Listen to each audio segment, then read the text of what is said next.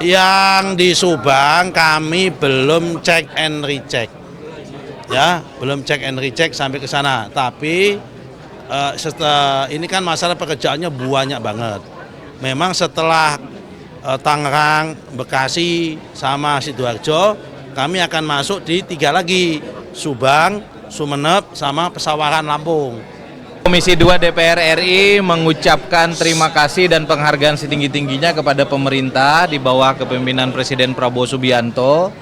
Dan hari ini saya kira Pak Menteri ATR BPN Mas Nusron Wahid telah memberikan penjelasan yang sangat jelas dengan didukung oleh fakta-fakta termasuk berbagai sertifikat yang telah diterbitkan di sekitar pagar laut di kawasan Tangerang.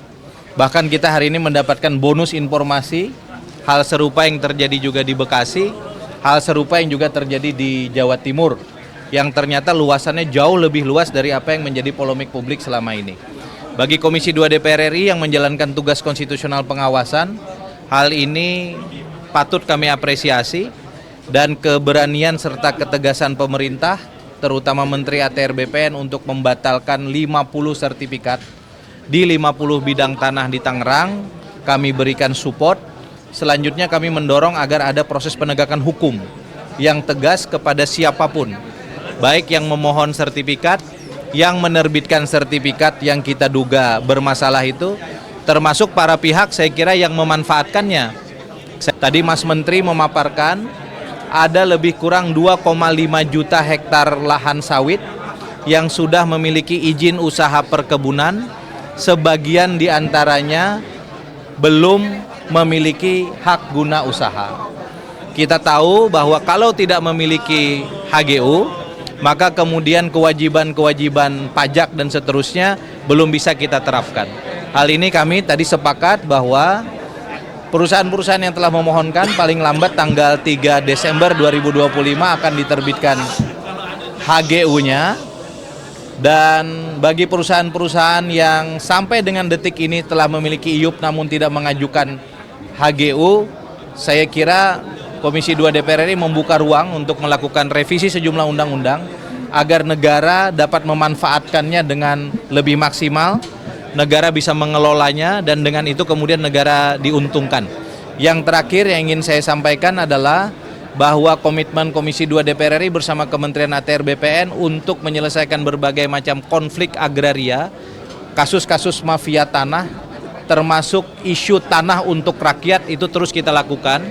Bahkan kita mengapresiasi karena di tengah anggaran yang terbatas, Kementerian ATR BPN tetap menjalankan berbagai macam program tanah untuk rakyatnya yang kita targetkan paling lambat tahun depan mudah-mudahan seluruh tanah di Indonesia bisa terdaftar dan mudah-mudahan bisa kita sertifikasi, termasuk sebagian besar sertifikasi untuk rakyat. Saya kira itu, silakan Mas Menteri. Ini kan tadi ada disebutkan ternyata ada 8 orang yang sudah diberikan sanksi, ini diduga terlibat atau seperti apa Pak alasannya? Dan juga nanti untuk targetnya ke depan, ini sudah 50, targetnya akan sampai kapan dan berapa banyak lagi nanti? Baik, 8 orang itu mereka yang waktu itu terlibat dalam proses penerbitan sertifikat yang kita anggap tidak prudent, tidak hati-hati. Kenapa saya anggap tidak hati-hati? Karena kalau kita lihat dari aspek dokumen juridisnya, itu memang lengkap. Dari aspek prosedurnya, itu memang terpenuhi prosedurnya. Tapi ketika kita cek kepada fakta materialnya, itu nggak sesuai. Karena sudah tidak ada bidang tanahnya. Nah, karena itu yang bersangkutan sudah kita tetapkan untuk dijatuhin sanksi. Nah, karena produknya itu adalah produk tata usaha negara, KATUN, keputusan tata usaha negara, maka sanksinya adalah sanksi administrasi negara, yaitu adalah masalah dicopot dan sebagainya. Kecuali kalau di situ ada unsur-unsur mens rea. Misal dia yang bersangkutan terima suap, terima sogokan atau apa, itu baru masuk ranah pidana. Tapi tidak menutup kemungkinan dokumen-dokumen yang disajikan oleh pihak-pihak pemohon itu adalah dokumen-dokumen yang tidak benar. misal dokumen palsu atau dokumen apa, nah itu mungkin bisa masuk dalam ranah pidana. Di ranah pidananya adalah pemalsuan dokumen. Hah? Nggak tahu aku, kalau itu saya nggak tahu. Akan diusut nggak?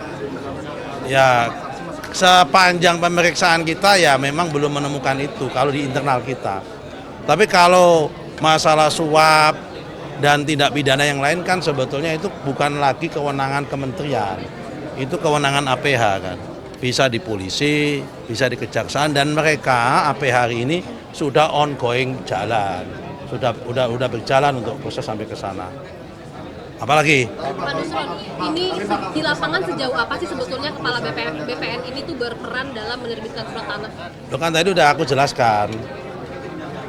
Kita ada Permen 16 tahun 2022 tentang kewenangan full delegation kepada bawah.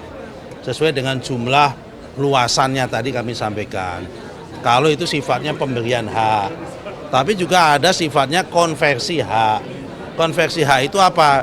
Dari letter C, dari girik, yang hak-hak lama-lama itu ke dalam SHM hari ini, sertifikat hak milik atau SHGB hari ini. Itu namanya konversi. Kalau konversi, semua malah murni di kewenangan kepala kantor.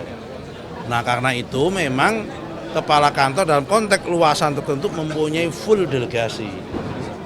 Nah kalau wilayahnya gede baru ke pusat. Tapi aturan main, peraturan, juklak, juknis yang membuat adalah pusat. Kemudian pengawasan yang dibuat oleh pusat kepada bawah gitu loh. Tapi kalau murni kewenangan itu ada di bawah di situ tadi. Termasuk PTSL, menerbitkan SHM, itu malah justru nggak sampai kepala kantor. Cukup di panitia adjudikasi. Oke? Pak, soal ini Pak yang di Subang Pak. Yang di Subang kami belum cek and recheck. Ya, belum cek and recheck sampai ke sana. Tapi ini kan masalah pekerjaannya banyak banget. Memang setelah Tangerang, Bekasi, sama Sidoarjo, kami akan masuk di 3 lagi, Subang, Sumeneb, sama Pesawaran Lampung. Nah, nanti kalau ada masukan lagi, nggak apa-apa, akan kita cek satu persatu. Saya belum cek, Mas. Saya kalau nggak tahu belum cek, ya belum cek, gitu loh. Ya, oke. Tanah yang kena abrasi Pak, itu nasibnya gimana Pak? Yang mana abrasi yang kena abrasi yang di mana abrasi Tangerang? yang di Tangerang. Itu nasibnya sertifikatnya bagaimana, masih bisa atau gimana? Saya belum dapat laporan yang Tangerang ada abrasi di mana. Yang mana yang ada abrasi? Di Desa Kohot kan banyak yang dulunya empang, ini kan sekarang kena abrasi gitu. Oh, oke. Begini. Kalau dia dalam waktu singkat bisa mengatasi abrasinya, tergantung abrasinya itu bersifat permanen atau temporer. Kalau sifat karena banjir sementara, ya berarti kan temporer. Tapi kalau itu kemudian abrasinya bersifat permanen, ya itu pasti kita batalkan. Karena sifatnya karena fakta material tanahnya udah hilang, udah nggak ada gitu loh. Tergantung dia bisa mengatasi apa, bisa diatasi apa enggak itu. Kalau memang abrasinya itu temporer kayak banjir, ya kan sawah tenggelam itu kan, kemudian hilang itunya airnya, ya itu masih bisa gitu. Oke, cukup. Dengarkan berita bersuara. Klik fitur text to speech di inews.id.